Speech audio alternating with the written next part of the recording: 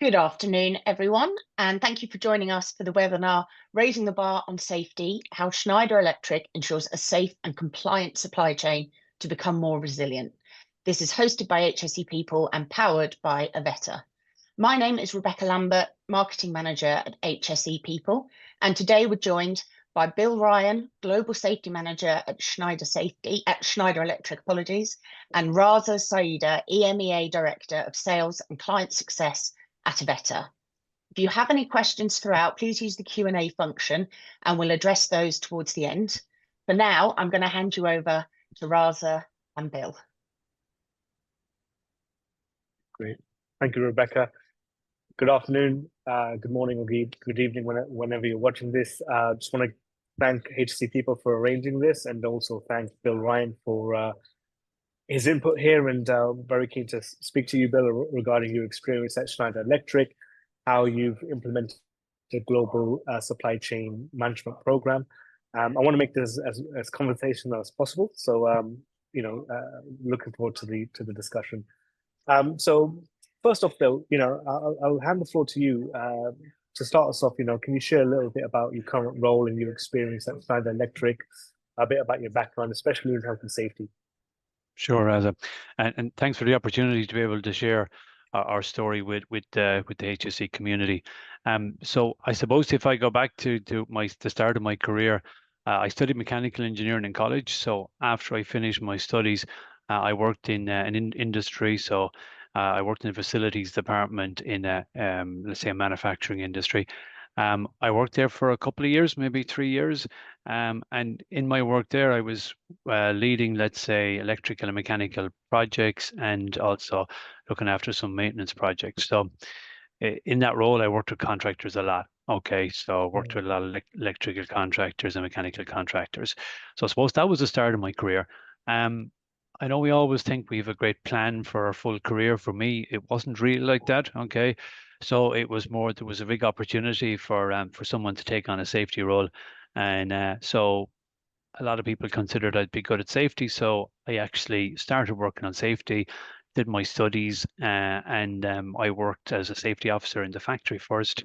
Then I looked after a couple of more factories, so we got to safety manager for Ireland first of all, and then where we had some logistics centres and commercial activity across Europe. So I ended up looking after those locations as well. That was the start off, I suppose. Then I changed role then because the company I was with was taken over by Schneider Electric.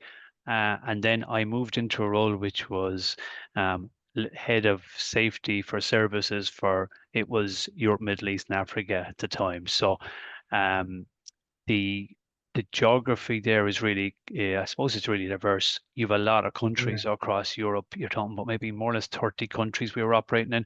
And then in Middle East and Africa, there's probably another 10 countries. So a lot of different countries, a lot of different cultures, and I suppose a lot of different standards as well from a health and safety point of view. More recently, I'm now working for the last 5 years, I'm working on the global the global safety team. So we have a small team and we look after setting the strategy, setting our policy, our directives, and means to monitor that we're successfully implementing our programs. So that's pretty much what we do today. Excellent. Well, thank you for that. It's funny you say it wasn't a career and then you got into safety. A few of my other clients that I speak to, they always say that, safety was never the top of the list, but they've fallen into it and they enjoy it a lot. It's around, like you said, setting the strategy and then your exposure to not just UK, Ireland and Europe and then the wider globe. I'm sure it's had its complexities as well. For those less familiar with Schneider Electric, can you give us a quick overview of the company, what you do, your global footprint, and the type of contractors you work with? Well, Schneider Electric is a global industrial technology leader in electrification, its automation and digitization. So they're the main areas we're in. We're about 38 billion revenue. There's about 160,000 employees. So it's quite a large company. And Schneider's purpose is really to create impact by empowering all to make the most of their energy and the resources. And it's really bridging progress with sustainability. So it's really making those two connected together. And all this takes place really where we've got electrical and automation technologies converging with software services and sustainability. So that's a little bit the picture. When we look at services, I suppose that's really where I'm going to zoom in a little bit. So if we look at services globally, we're pretty much in more than 100 countries where we have customer-facing services. So that's pretty much what we're talking about. We've about over 6,000 what we call service reps. So there are our employees who will work in customer facing, working on customer work sites. That's either maybe doing installation, doing maintenance of the electrical equipment. So when we look at the conversation for today, which is about contractors, so we rolled out our contractor program in our customer facing activity. So all those countries that I've mentioned, and we've got somewhere around in excess of 4,000 contractors that we work with across all those countries. So yeah, it's quite a large, I suppose, footprint that we have. Yeah, large and extremely complex, with the countries that you're in. You mentioned 100 countries. So before, how are you handling pre-qualification compliance before Avetta? Because I know you use Avetta at global scale. So, what were you doing beforehand? And then what led the Schneider Electric seeking out a digital solution like Avetta for your health and safety supply chain pre-qualification? So we're winding the clock back to maybe 2017, 2018, and in around then. So I'm responsible for, as I said, Europe, Middle East, and Africa. And what we had was a really strong directive on contractor safety. Okay.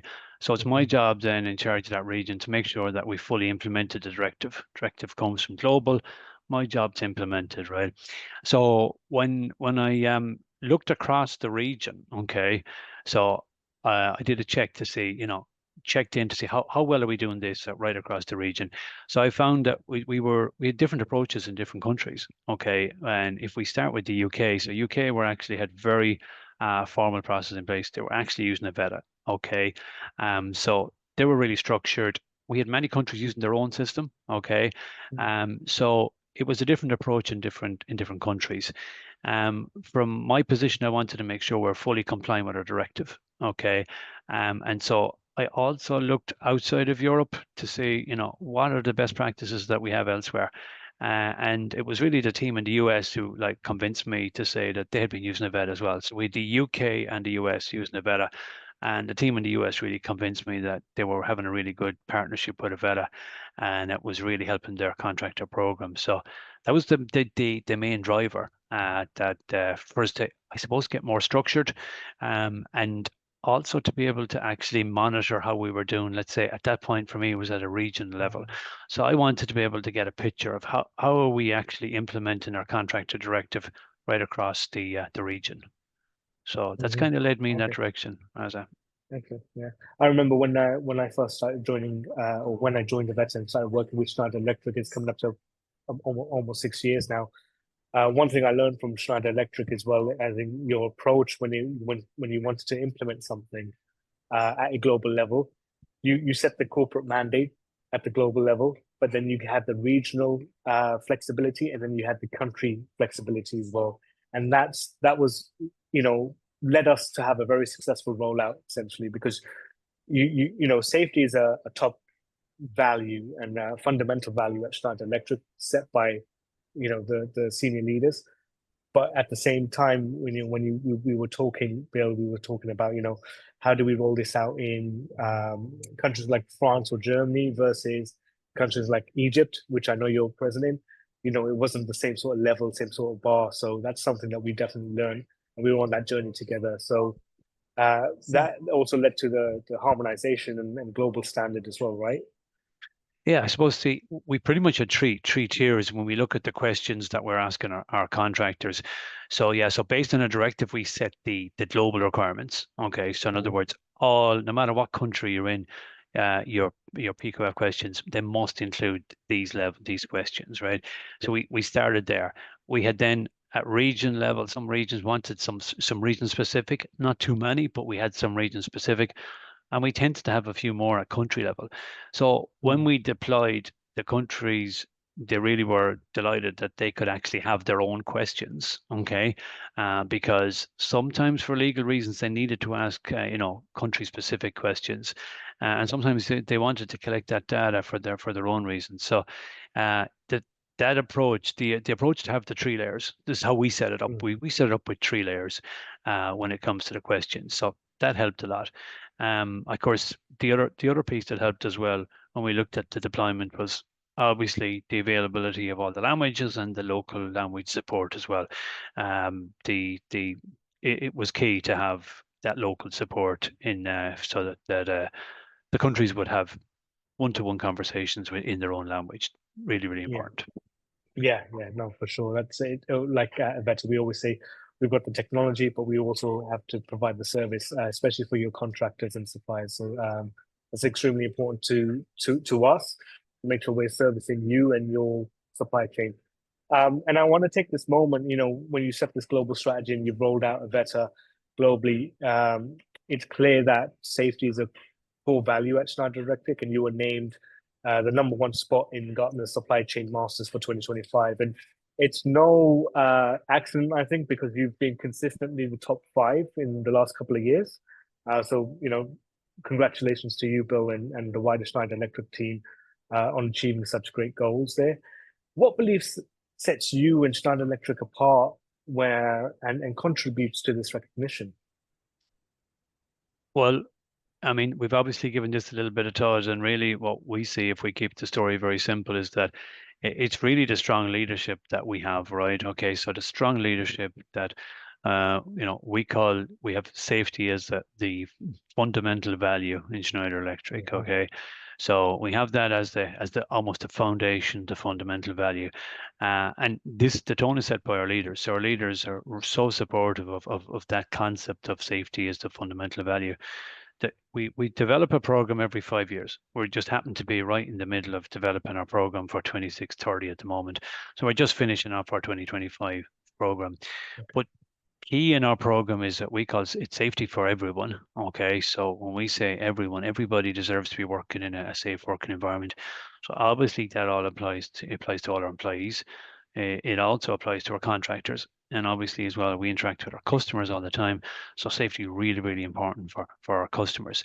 So with that concept of safety for everyone, then what we can do is we can make sure that the contractor safety is obviously becomes really, really important, and that's why we fully engage with our procurement teams. So our procurement teams, they pretty much lead our contractor program in most countries. In some countries where they're small countries, we have the safety guys lead. Okay, well, in all our larger countries where we have a procurement footprint, then procurement will lead our safe contractor program.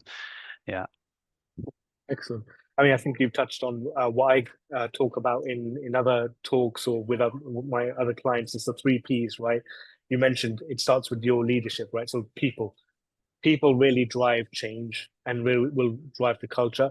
Then you've got the process. So you talk about, the program that you implement, and you update it every 5 years. So you have the people and the program or the process. And then the final P is the product. How do you execute on this goal or mutual company objective, essentially? And another thing that you just touched on, which was going to be my other question, is you deal with procurement, or you work very, very closely with procurement, right? Yeah. So safety is not just an isolated responsibility for just the safety folks or HSE folks. It's a company-wide, people-wide value. So you work with procurement. Are there any other teams that you work with or you collaborate with to drive this culture? Well, Raza, when we deployed right across, Europe, right? So there was often discussion on who needs to lead the program. Okay, so my message is always it's safety for contractors. So the word safety is in there. So to me, safety have to be really, really strongly involved. Do they always have to lead? Probably not. In many countries, as I said, it's the procurement team that lead. But the safety guys have to be really right beside them. Okay, so we say, hold hands, connect together, and make sure that the program is deployed. So They're the two key, I would say, functions that have to be involved. Then apart from that, there's many other functions that can play a really good role in the program. I would say if you're in a large organization where there's a communications team, then having communications team involved is really, really key. I mean, when we look back to the program, the layout we did, or the rollout we did of that program in 2018, in preparation for this, I went back and looked at old presentations and stuff, right? And I noticed that we actually, on the team we had an implementation team, we had a procurement, right? We had the safety, and we also had communications. And what communications did, which was really, really valuable, is they opened the doors to us to many other groups that we could actually share the program with. Okay. And we look back to, in Schneider, we have in each country, we've called country president, right?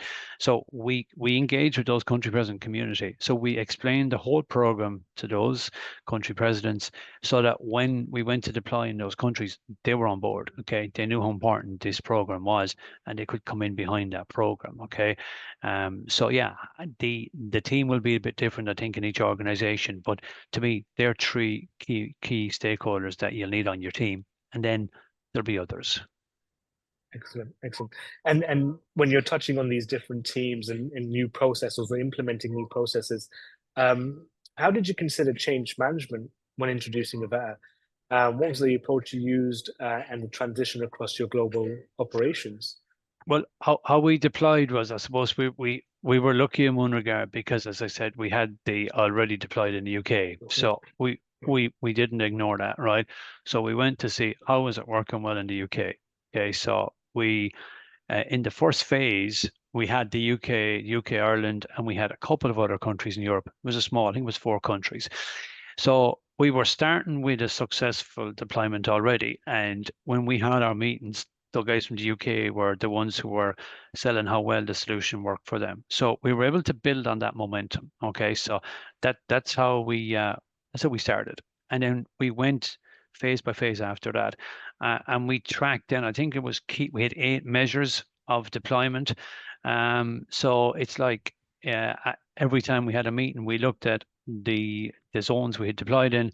There might be 3 countries in the zone, and we tracked them against 8 measures. Okay, from just starting communication to full deployment, and so that's pretty much how we did it. And it was that phase basis, so we could learn from the good successes we had in one zone. We also tweaked as we went, so we were able to change the program as we went. Okay, so we had that benefit because we did a phased deployment that was across Europe. Yeah. I remember the slight adjustments we had to make with the communications sometimes, as well as the requirements.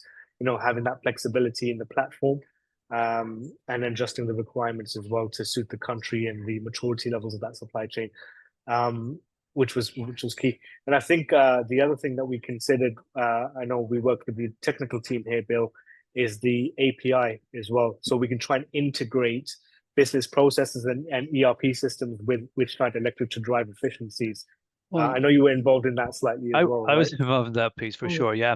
So what we did then, I suppose maybe to explain it to everybody, was we wanted to track our progress, right? Okay, so we wanted to track how well were we actually doing right across all our contractors, okay? And we have our own software system for our suppliers. So we have a supplier software system, and that's where all the procurement, everything that happens with suppliers from a procurement point of view, is in that system, right? So the challenge that was being raised was that, okay, how is somebody who's in procurement going to make sure that the contractor they're going to issue PO to is an approved contractor?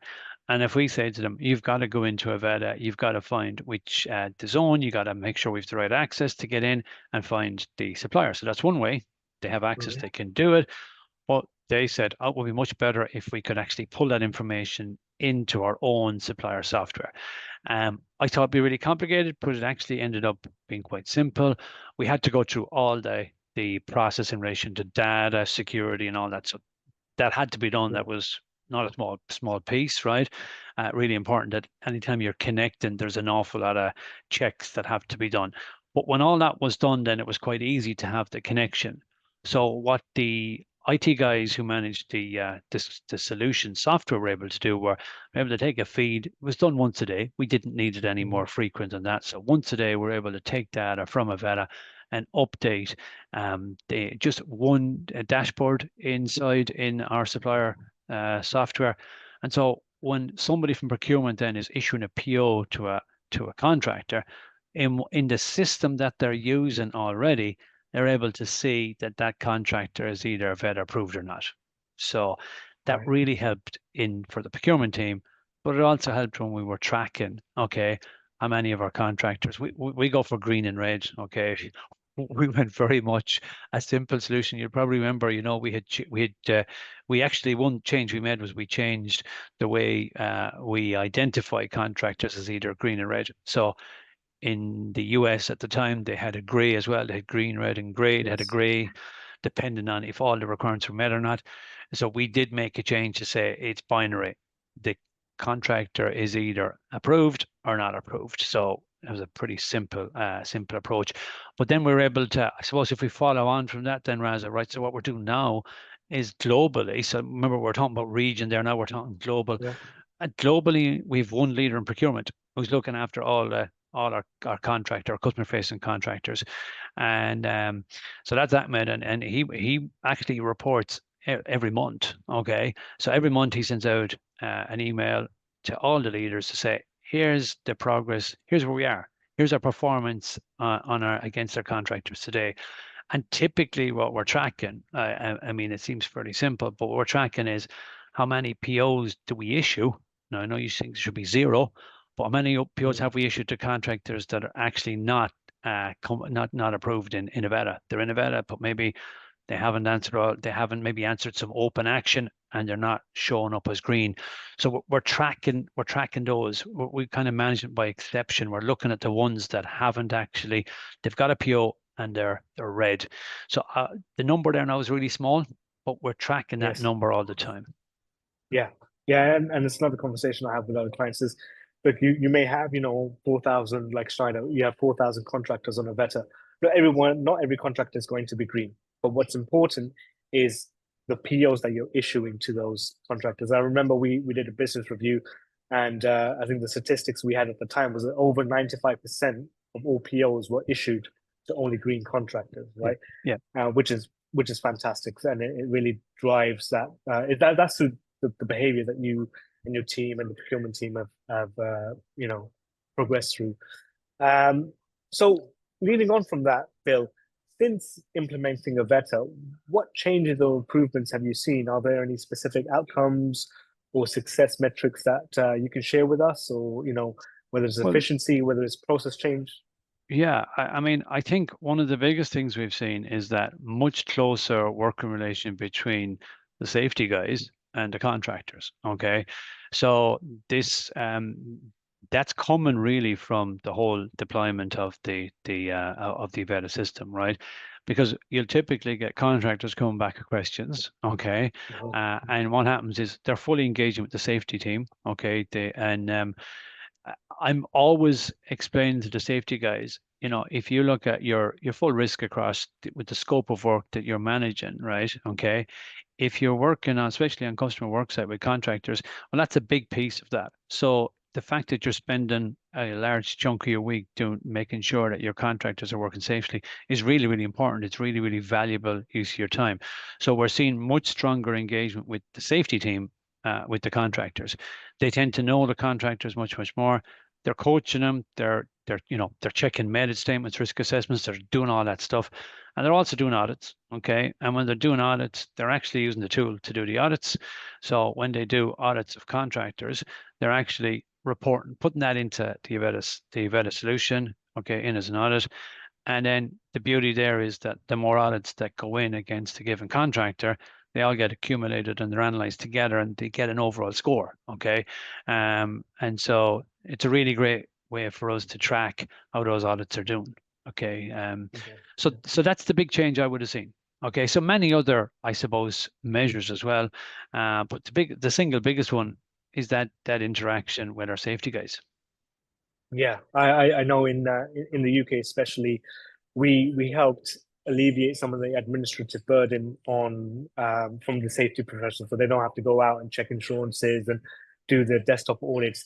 Instead, they're now doing field audits, and what we've been able to do, like you just said, Bill, is once those field audits are conducted, have those uploaded into a Avetta so you can get a weighted score on performance, and that then feeds back to procurement teams, right? Because when you're looking at procuring a new service from a contractor, it's not just about being safe, it's about, how have they performed in the past, and that can be used as a leading indicator. So you're able to use data to make better procurement decisions as well. So it's, again, hand in hand working together with these two departments, right? And it's the project managers who use that a lot. Okay, so let's say there's a project going on, you've got maybe approved maybe 3-4 contractors that can deliver that part of the project, right?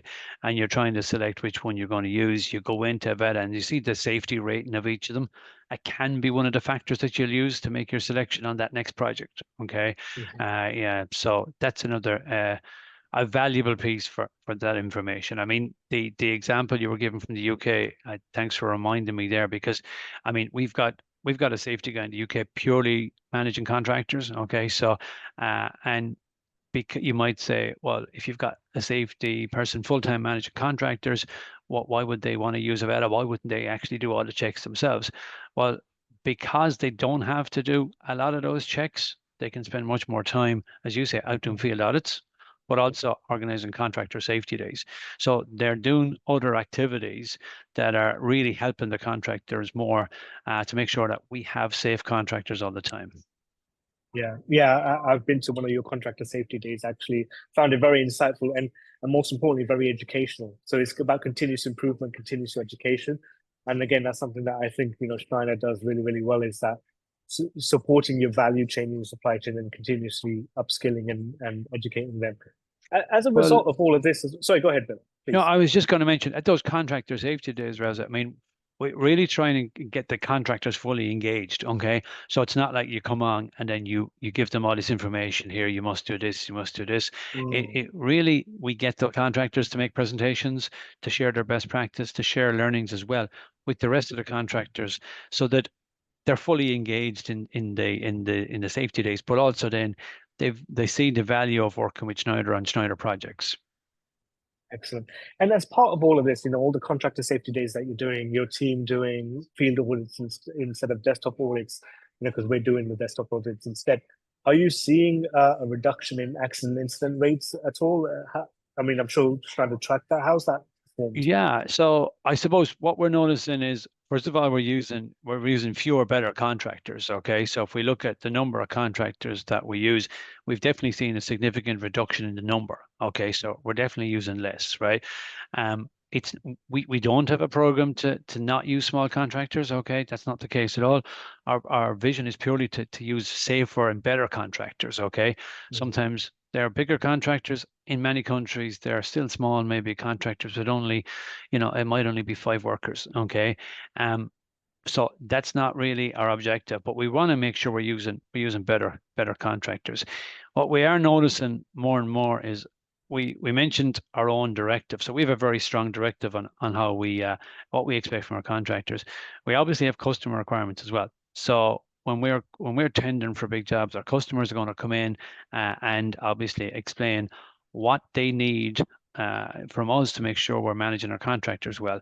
And when we explain to our customers that we have the Avetta program and we can share how that works, then our customers are confident that we're managing our contractors. We have a program, and actually many of our customers are using the same program, so it's very familiar to them once we talk to them about the program that we use. So really helps us there. Okay, so there's some of the benefits we see for sure. Yeah, excellent. So leading on from that, you talked about the contractor safety days that you do. I mean, beyond pre-qualification, how do you continue to engage with your suppliers and uphold safety and compliance standards? Because Schneider is a huge organization. You've just mentioned you do want to use and encourage the use of local, small, diverse suppliers. So how do you go beyond pre-qual and do more to support them? Well, yeah, so we mentioned the contractor safety days already, but so the other example I have is really practical. It's really how we communicate our requirements to our contractors, right? And we do that a little bit as well through the EMEA portal, because we've uploaded our contractor safety handbook, right, in all the languages that we've translated it into the portal, right. So one of the questions we have is we require contractors to indicate that they've actually communicated the requirements in that handbook to the workers that are going to work on Schneider sites. Okay, so they have to confirm that they're going to do that. So if those workers that are going to come on our sites, they don't understand our requirements, then they're not going to be able to follow them. Okay, so that's a big piece for us of how we make sure that our contractors are complying to our standards, right? So we have a new program coming out, as I mentioned, right? So 2630, we'll completely update our contractor handbook based on that new program. So we'll have to communicate all the new requirements to our contractors, and we're going to do that. Of course, we'll update the handbook in EMEA. And so then we'll make a requirement next year. There'll be a specific question, making sure that all the contractors now are fully up to speed on our new handbook. So that's how we'll do it. Excellent. I'll add that to my to-do list. Reach out to you once it's finished. Get a job from that. Yeah. Yeah. Okay. And then the other thing I want to talk about is data, because at the end of the day, there's a lot of we pre-qualify your suppliers. There's a lot of data that we're collecting. We've talked about APIs as well. Is there other ways that you're using data to drive decisions and improve collaboration across business units?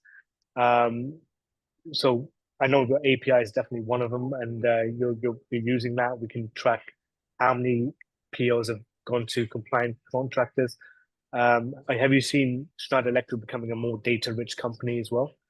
Well, data becomes more and more important. I mean, we have a program called Enterprise Risk Management, so where we analyze risk at enterprise level. So this is across the entire enterprise, and we have different risk categories for different business areas.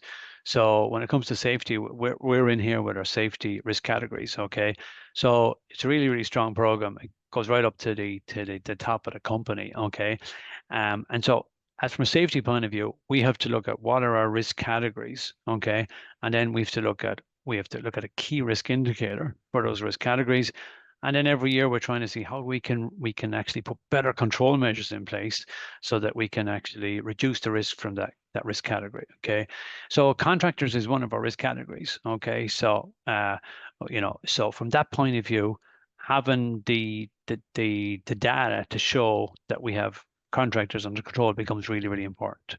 Okay, so that's a good example, I think. Excellent. And then a more broader question that I had for you, Bill, given your experience and expertise, is looking ahead.